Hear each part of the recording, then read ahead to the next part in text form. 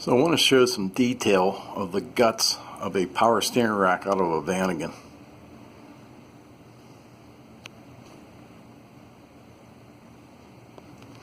Start with the pinion here. Here's the housing,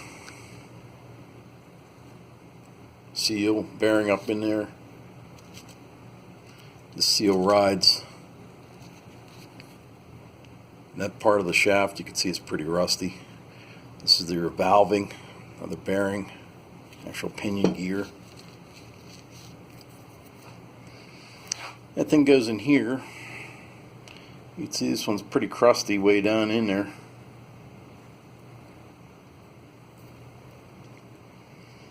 This is a pretty interesting piece here. It's some kind of device that puts pressure on the rack. That's the parts that go in it. This thing's curved to fit the actual curvature of the rack. You can see this one's really bad shape. It's got a lot of crud in it. As Go Westy says, we're in a corrosive environment here. Spring puts pressure on it.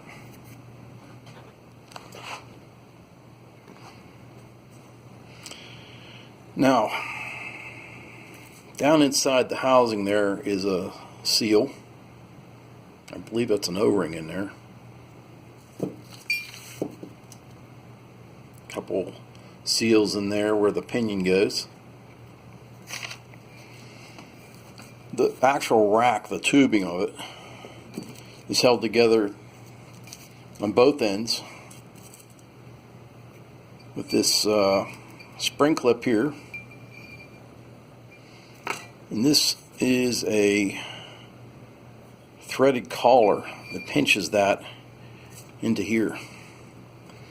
Now, getting this rack apart with all this rust and corrosion can be pretty difficult. What we ended up doing is taking the whole rack, putting one end in the vise, sticking on one end and grabbing the other end and twisting the whole rack, and this came apart.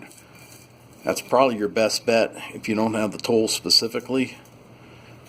If you really have to, you can heat it like we did, but you're likely to burn up some of the seals. It basically goes together the same way. On this end, you've got your threaded collar, your snap ring. Oops, other way around. Threaded collar goes on first, then your snap ring. Snap ring goes in the first groove there. The second groove there is a O-ring for sealing. And there's an actual seal on this end of it. This is the passenger side. Now, these two ports here are pretty simple.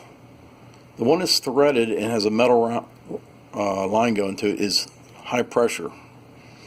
This is a vent. That's all it is. So if this doesn't fit too well, or the plastic has shrunk, you could always just put a piece of rubber line in there, but you have to seal that up to keep water and dirt out of the rack. Okay, now here's the rack itself.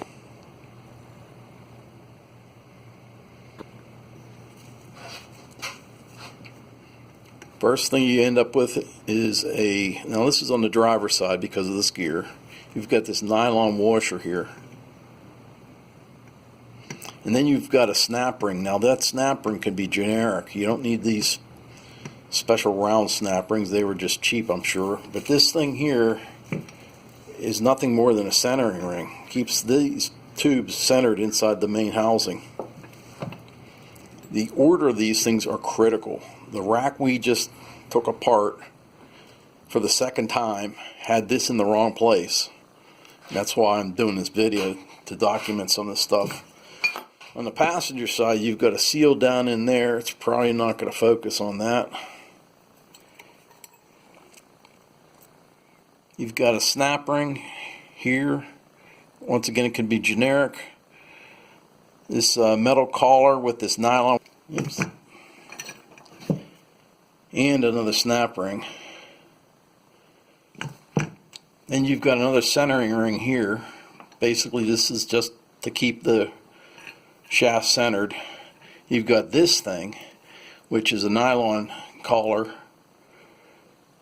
And what's noted is some of the kits today, specifically Bus Depot, does not provide this thing. If you heat the rack to get it apart, you'll probably melt this thing like we had to do. There's no way around that. And then you got this piece. This should be fairly snug on here. If this isn't snug, the rack isn't going to work. This is the passenger side, and this is the driver side. You can tell by the gears there.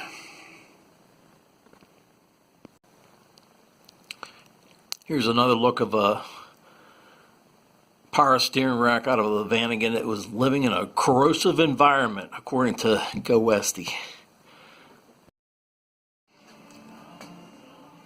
So a final look at the power steering rack guts out of a Vanagon. This is basically any Vanagon. It's left-hand drive. This is